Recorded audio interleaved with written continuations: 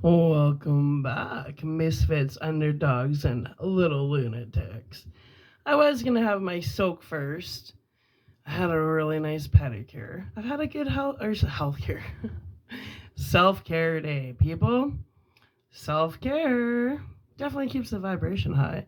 Well, anyways, I was gonna go have a nice little saltwater soak, but the book was calling me, so I thought let's do a chapter, and then I'll have a soak and then we'll read more. Why? Why not? Check this out. I got my new Santa hat, but it's black. See? It's got the little ball on the end. Pretty cool, hey? I've never seen a black Santa hat, but I like it. All right, let's get into it. Little lunatics. Chapter 22. 22 in the truck. Ooh. Here goes. Is that a song? I guess we'll find out, hey? Yeah. I see a bad moon arising. I see trouble on the way. It is a song. I see a bad moon arising. I see trouble on the way. I see earthquakes and lightning. I see bad times today. Don't go around tonight. Is bound to take your life. There's a bad moon on the rise. That's a good song. Anyway, someone had added a very old Buick car radio under the hotel's truck's dashboard, and now Teeny and choked with Teeny and choked. Tinny. That's Teeny, right? Teeny. Don't want no teeny. You'll know the reference if you're my age. Anyway, let's get back into it. I'm just having a little fun. F-U-N, fun. Someone had added a very old Buick car radio under the hotel's truck dashboard, and now Teeny and choked with static the distinctive sound of John Fogerty's CCR Creedence Clearwater Revival Band came out of the speaker. Wendy and Danny were on their way down to Sidewinder. The day was clear and bright. Danny was turning Jack's orange library card over and over in his hands and seemed cheerful enough. But Wendy thought he looked drawn and tired, and if he hadn't been sleeping enough and was going on nervous energy alone. The song ended and the disc jockey came out. Yeah, that's Creedence. And speaking of bad moon, it looks like it may be rising over the KMTX listening area before long. Hard as it is to believe, with the beautiful spring light weather we've enjoyed for the last couple of 3 days. The last couple 3 days. Well, is it 2 or 3? What the fuck? Well, the KMTX fearless forecaster says high pressure will give way by 1 o'clock this afternoon to a widespread low pressure area, which is just going to grind to a stop in our KMTX area, up where the air is rare. Temperatures will fall rapidly, and precipitation should start around dusk. Elevations under 7,000 feet, including the Metro Denver area, can expect a mixture of sleet and snow, perhaps freezing on some roads and nothing but snow up here, 'cause we're looking at 1 to 3 inches below 7,000 and possible accumulations of 6 to 10 inches in central Colorado and on the slope. The Highway Advisory Board says that if you're planning to tour the mountains in your car this afternoon or tonight, you should remember that the chain law will be in effect. And don't go nowhere unless you have to. Remember, the announcer added jocularly. That's how the Donners get into trouble. They just weren't as close to the nearest 7-Eleven as they thought. Well, a Clairol commercial came on, and Wendy reached down and snapped the radio off. You mind? Ooh, Jack's getting a little tense now, isn't he? Haha, that's okay. He glanced out at the sky, which was bright blue. Guess Daddy picked just the right day to trim those hedges animals, didn't he? I guess he did, Wendy said. She was in a deep voice. I guess he did, Wendy said. Sure doesn't look much like snow, though, Danny added hopefully. Getting cold feet? Wendy asked. She was still thinking about the crack the disc jockey had made about the donor party. Nah, I guess not. Well, she thought, this is the time. If you're going to bring it up, do it now or forever hold your peace. All right. Well, Danny, she said, making her voice as casual as possible, would you be happier if we went away from the Overlook? If we didn't stay the winter?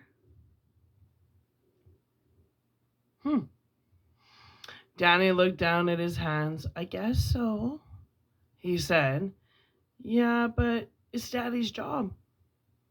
Sometimes, she said carefully, I get the idea that Daddy might be happier away from the Overlook, too.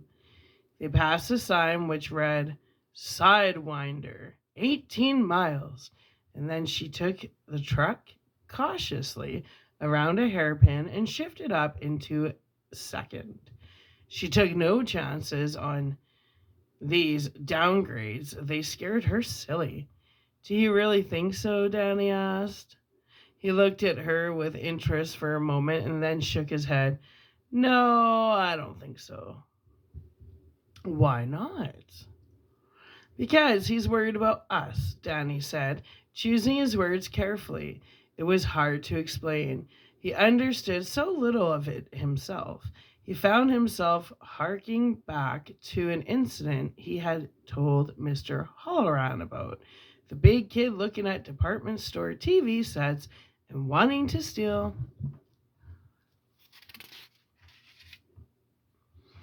one.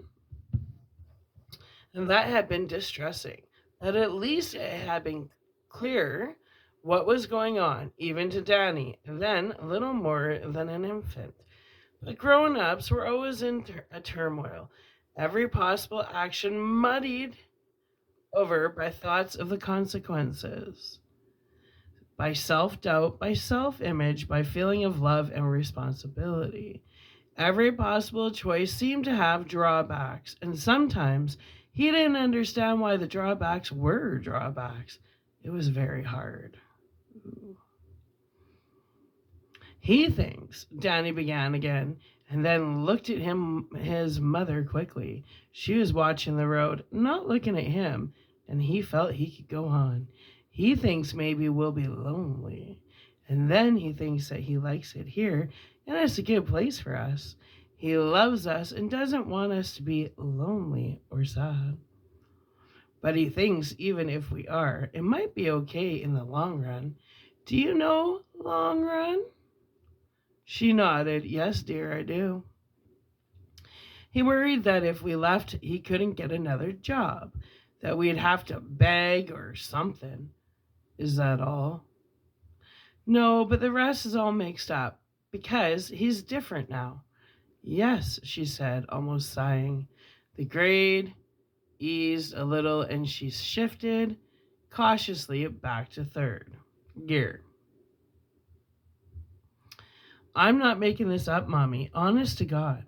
I know that, she said and smiled. Did Tony tell you? Did Tony tell you? No, he said. I just know that doctor didn't believe in Tony, did he? Never mind that doctor, she said. I believe in Tony. I don't know what he or she or who he is. If he's a part of you that's special or if he comes from somewhere outside. But I do believe in him, Danny. And if you think he think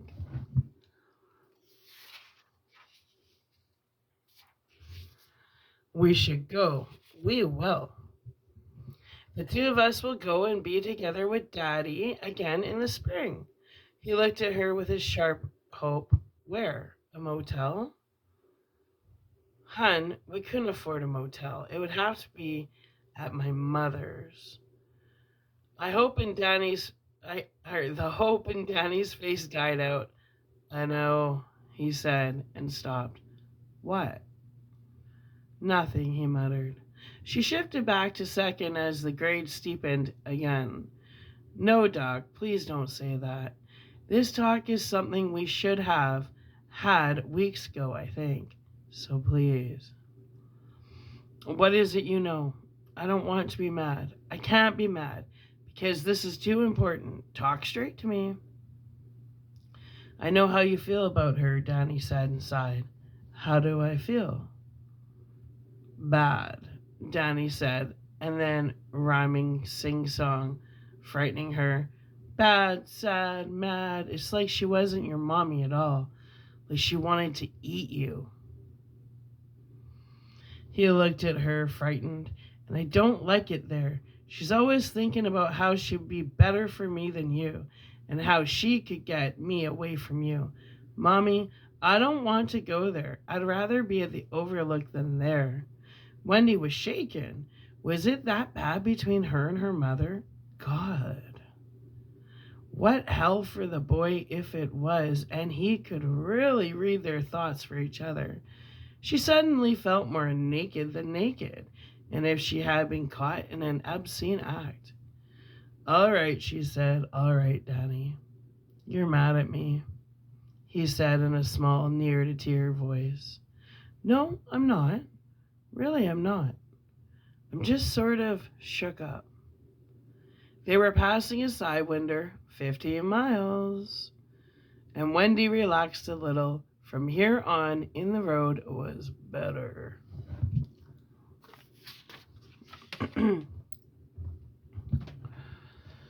I want to ask you one more question, Danny. I want you to answer as truthfully as you can. Will you do that for me? Yes, Mommy, he said, almost whispering. Has your daddy been drinking again? No, he said, and smothered the two words that rose behind his lips after that simple negative, not yet. Oh, he's getting premonitions. Wendy relaxed a little more. She put a hand on Danny's jeans clad leg and squeezed it. Your daddy has tried very hard, she said softly, because he loves us. And we love him, don't we? He nodded gravely, speaking almost to herself. She went on. He's not a perfect man, but he has tried, Danny. He's tried so hard. When he stopped, he went through a kind of hell. He's still going through it. I think if it hadn't been for us, he would have just let go. I want to do what's right, and I don't know. Should we go? Stay? It's like a choice between the fat and the fire. I know. Would you do something for me, Doc? What? Try to make Tony come right now. Ask him if we're safe at the Overlook. I've already tried. Danny said slowly, this morning. What happened? Wendy asked. What did he say? He didn't come, Danny said. Tony didn't come. And he suddenly burst into tears. Danny, she said, alarmed. Honey, don't do that, please. The truck swerved across the double yellow line, and she pulled it back, scared. Don't take me to Grandma's, Danny said through his tears. Please, Mommy, I don't want to go there. I want to stay with Daddy. Wow. Sounds like Jake when... Never mind. All right, she said softly. All right.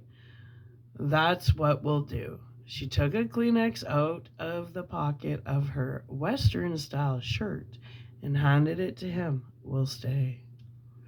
And everything will be fine. Just fine. Fucked up, insecure, neurotic, and emotional. Fine. All right. We'll upload this. And I think I'll read... That was a really short chapter. So I'll read another one before I go have a soak. What do you think? Dog. Okay. All right, my little misfits, underdogs, and lunatics. I'm going to upload this. We're going to get into chapter 23, In the Playground. Ooh. I'll be back. Yeah, well.